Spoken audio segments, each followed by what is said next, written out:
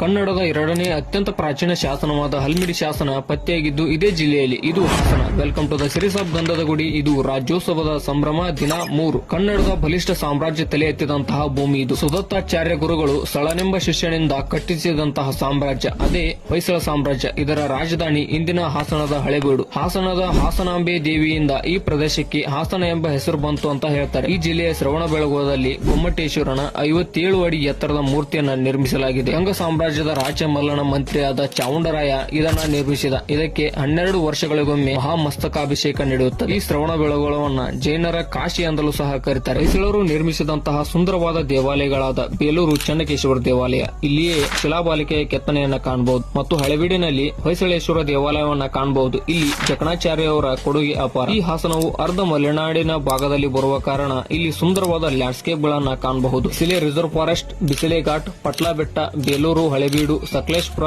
ಮತ್ತು ಹಾಸನಾಂಬೆ ದೇವಾಲಯ ಇಲ್ಲಿನ ಪ್ರಮುಖ ಟೂರಿಸಂ ಸ್ಥಳಗಳು. ಇವಾಗ ನೀವು ಹೇಳಿ, ಹಾಸನದಲ್ಲಿ ಸದ್ಯಕ್ಕೆ ಚರ್ಚೆಯಲ್ಲಿರುವಂತಹ ವಿಷಯ ಏನು? ಕಮೆಂಟ್ ಮಾಡಿ ಮತ್ತೆ ನಮ್ಮ ಪೇಜ್ ನ ಫಾಲೋ ಮಾಡಿ. ನಮಸ್ಕಾರ.